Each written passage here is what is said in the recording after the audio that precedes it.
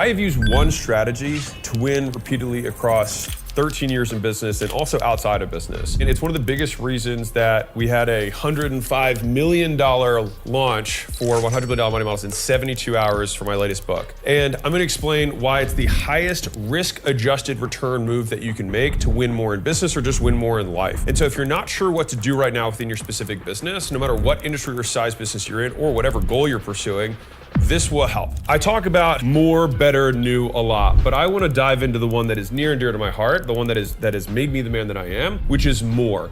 And I want to talk about that because the fundamental question that every single business owner needs to answer, and even every person pursuing any skill or endeavor needs to answer, is why can't I do more? And for most people, doing more is the answer, and it's far more common that it is more. What's very sneaky about more is that you get to a point and then you say, there's no way I can do more. And at that point is where the big unlocks in volume really occur. Napoleon had this really great quote back in the day, and maybe it's misattributed to him, but he said, quantity has a quality unto itself. Meaning, like, if you do so much volume, you do so much work, and in the military sense, if you just have so many people, at some point it almost has it takes on its own quality of the amount of work, the amount of people, the amount of volume that you're putting into something, whatever it is that you want to break through. So, big picture, I wanted to give you a couple cool little anecdotes to reinforce this. Some of you guys know about Sharon. He was on the live with me. He's our president at ACQ. I don't tell you two stories about Sharon. I'll tell you the moment where, like, we went from being friends to me being like, man, I really want him to be, president of acquisition.com. So he was talking about how he was growing Reel. And so Reel was a $200 million per year business. And he had grown it from 200 million to 1.2 billion in less than 3 years, so like 30 months. And I want to put that there as a moment for you guys to think about that, how insane that is.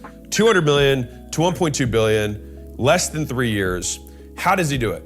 We're having dinner, and he says, I just did 260 events in the last 365 days. And I was like, what do you mean? And he was like, I flew around and I did every single real estate event. I spoke on every single stage. And that's how I generated, more demand for our platform for realtors. And when he said that to me at dinner, I was like, this guy, he gets it. Now, we've been friends for years, but seeing him so tactically involved in the business and being like, that was the thing that took a $200 million business to $1.2 million, just sheer volume. Now, most people might hear that and think, well, yeah, I speak on stages one time a month, and I'm on stages all the time. It's like, no, you're not on stages all the time. You have no idea what being on stages all the time actually means. Most business owners wildly underestimate the amount of volume, one, that is required, and two, that they are capable of. Your capability is always higher than what is required. But the thing is that you might not know it yet. And so I've had so many times in my life that it's become my de facto operating principle. And so I want to read you this. This is from my internal sales handbook that I have for my sales team. This is the culture of acquisition.com. Like, we ask, how can we do more?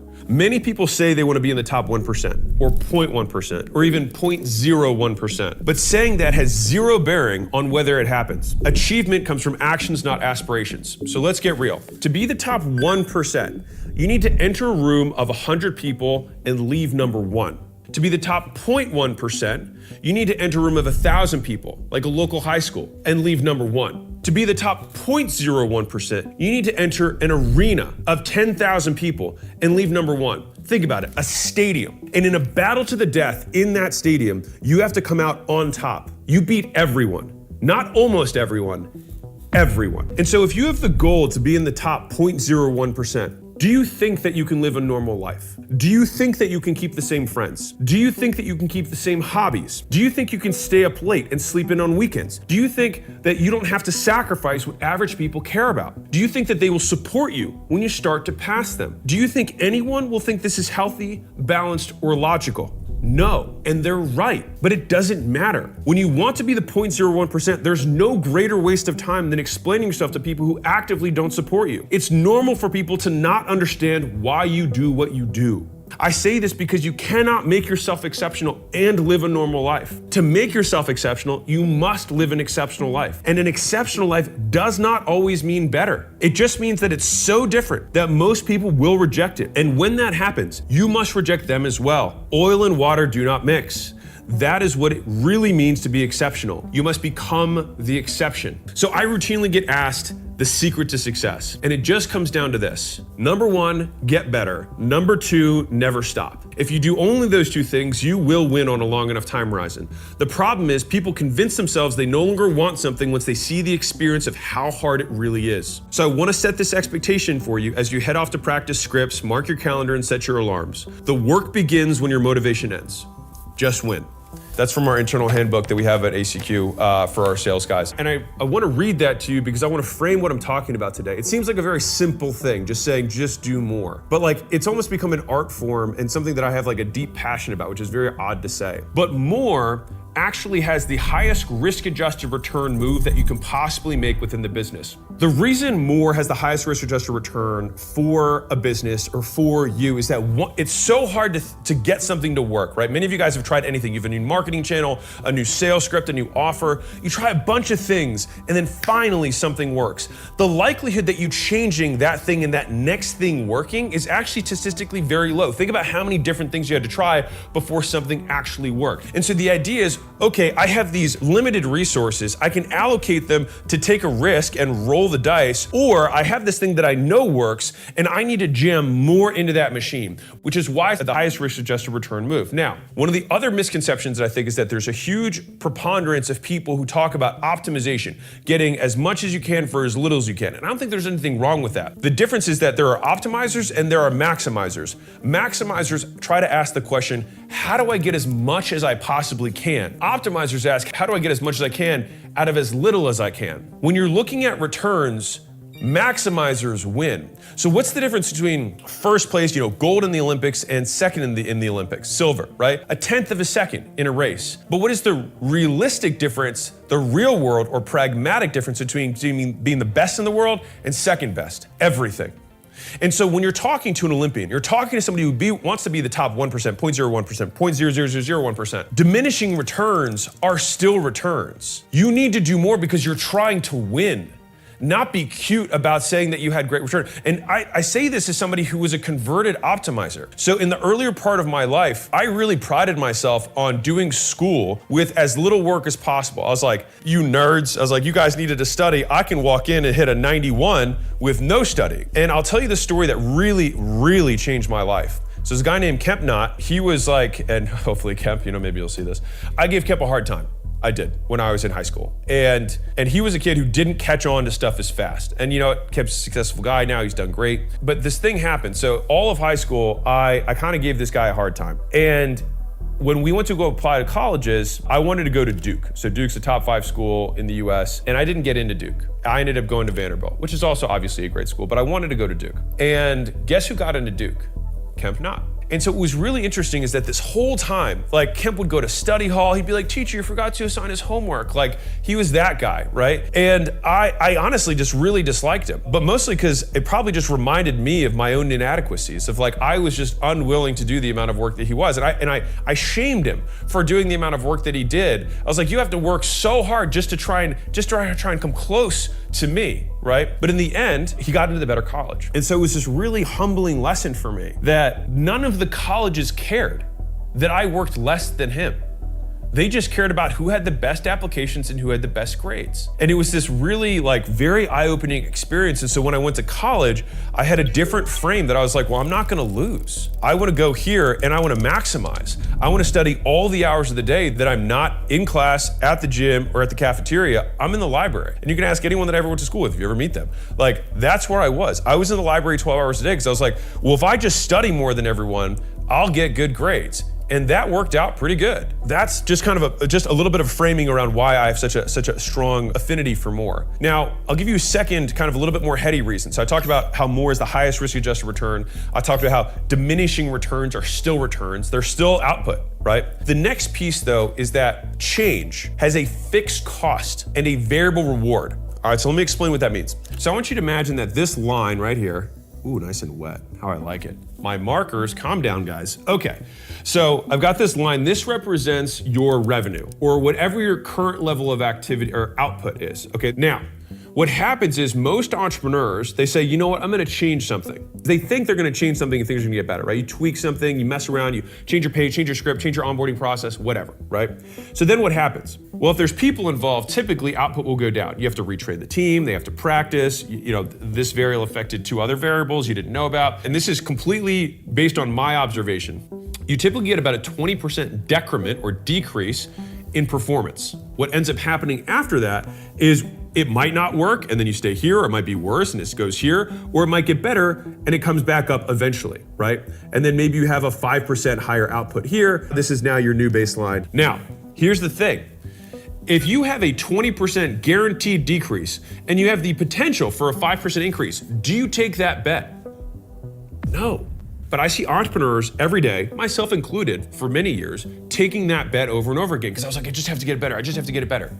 But it was a fallacy.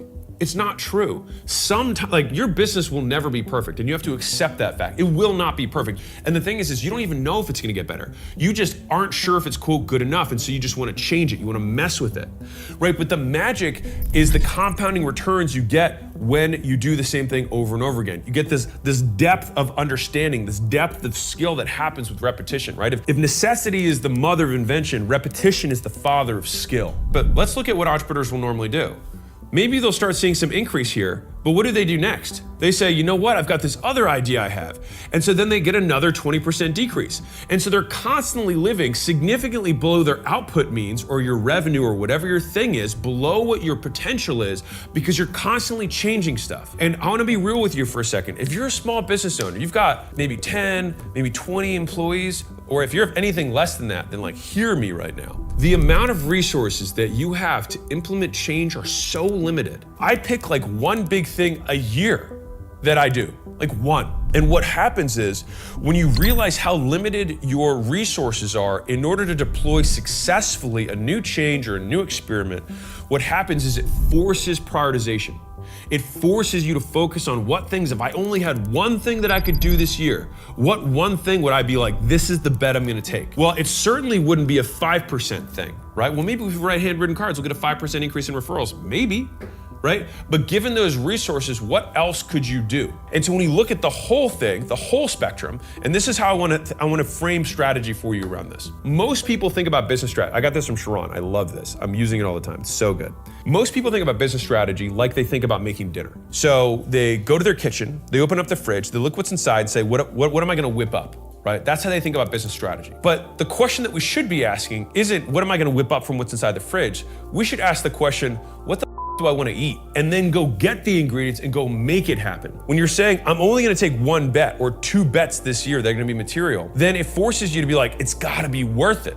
Because here's the part that no one else knows. If you change nothing, believe it or not, people get better at their jobs. They get more skilled. And so you'll typically have 1, 2, 3% increases that happen kind of month over month from you just not changing anything, from just leaving it alone. And so this has taken me so much time because I'm a yes hinge, right? I'm like, let's do it, let's shake it up. But why? Because the times I've made the most money in my life have not been when I've been changing the most. It's actually when the business has been really boring and we're just blocking and tackling and doing it over and over again. And so this is something that some people never learn. Honestly, a lot of entrepreneurs never learn this. And the hard question, the hard problem to solve is not the new idea that you want to try. It's how can I do more once I've already exhausted my existing way of doing more? So for me, the minimum rule is that it's got to be over 20% if I'm going to get a 20% loss guaranteed, right? Of course. But I don't even know if I'm going to get this 20% because we have to analyze this through, this is an investor frame, by the way. It's called ICE, right? Which is impact, which is how big, right? Confidence is how likely. And then ease is what are the resources required for us to make this thing happen, right? Now, the perfect world is something that's gigantic impact, gigantic competence, and super easy, right? That'd be the best type of thing. And so when we have a risk-adjusted return move, we think, okay, I think this could double the business. I have super high confidence, and I think it could be easy. Then those are the types of bets we want to take. Because said differently, if you know that something could double your business with 1 move, why would you do 3? Just because you have this compulsion to be busy, to mess with your team, doesn't mean it's what the business requires. buyers. And so a lot of people use the business to satisfy their own ADD, to satisfy their own need for novelty, when the business thrives on same. It's very rare that you're Kodak and you need to adjust to the digital world. It's very rare. We love to tell these stories, but what we don't tell is the guy who just said, you know what? I've got 3 levels of my membership and we're doing $1 million a year. How do I 10x my traffic and get to $10 million a year? And then once I'm there, what do I need to do to get to another 10x of traffic to get to $100 million a year?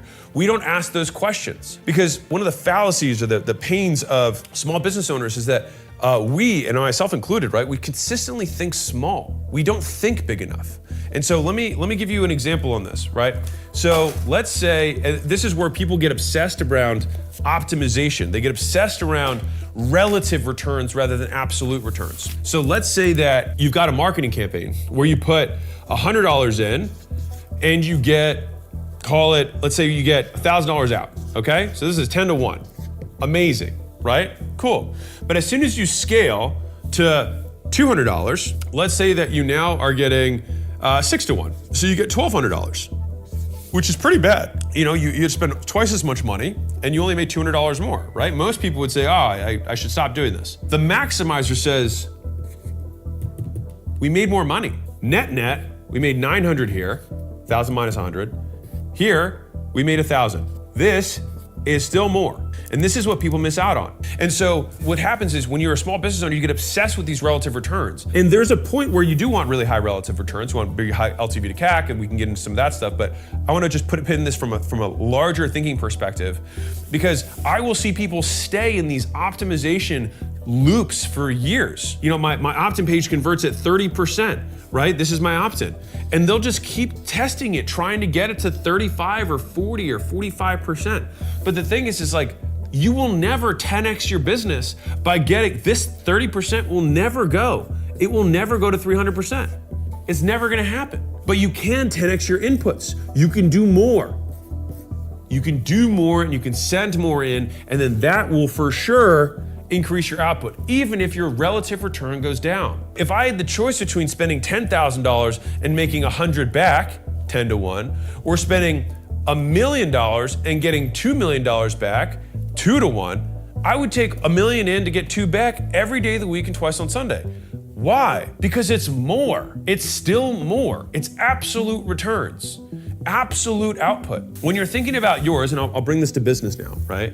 I mean, I've been talking about business, but like more to business, more tactical. We have our core 4, right? We have our 4 ways of getting customers. We've got our warm outreach, we've got our cold outreach, we've got content, and then we've got paid, right? We got paid ads. These are the only 4 things that you can do. How do we do more, right? So from an ads perspective, we'll start here. More can simply mean more money. It could also mean more creative. It could mean more platforms. All of these things are versions of more. And so I will typically do this in reverse order of risk, right? And so that means that I think that if I'm gonna put this in order for paid, it'd be like, okay, well, the first thing I'm gonna do is make more creative. If I have more creative, I have a higher chance of getting more winners. If I have more winners, then I'm gonna get better ROAS and I'll be able to scale to more markets, more avatars, more segments. Great, so that's the first more I'm gonna do. The second more I'm gonna do is I'm gonna say, I'm gonna spend more money on ads. How can I take my $100 a day and spend it for $1,000 a day? What stops me from doing that? And then third, if I do step 1 and step 2 and I make way more creative and I spend more money, then at that point I say, okay, well, now that I built this machine that can create 10 times the creative volume, how do I do this within the context of Instagram? Or how do I do this in the context of TikTok? Or how do I do this in the context of X, right? Each of these platforms. So some of you guys don't know this, but for the launch, for the Money Models launch, this puppy, right? So for this guy, the reason we were able to do 105 point whatever million at the launch is because we advertised so much, right? So we did, I think, 2,000 plus ads before the 6 weeks out began. We had banked those 2,000 at 2,000, like count to 100, and then do that 20 times. And if you counted, it'd be like, wow, this is really boring. That's how long it takes to count to 2,000. We made 2,000 ads, which takes significantly longer than counting to 2,000. And so this is what people dramatically misunderstand, is the amount of work it takes to do more. Because then I can say, well, I only have 5 editors. They can only do 5 ads a day each. And that's 25 ads a day is all we can put out. Well, if I got to 2,000 ads, do I think that I would have a higher likelihood of hitting this big goal? Yes.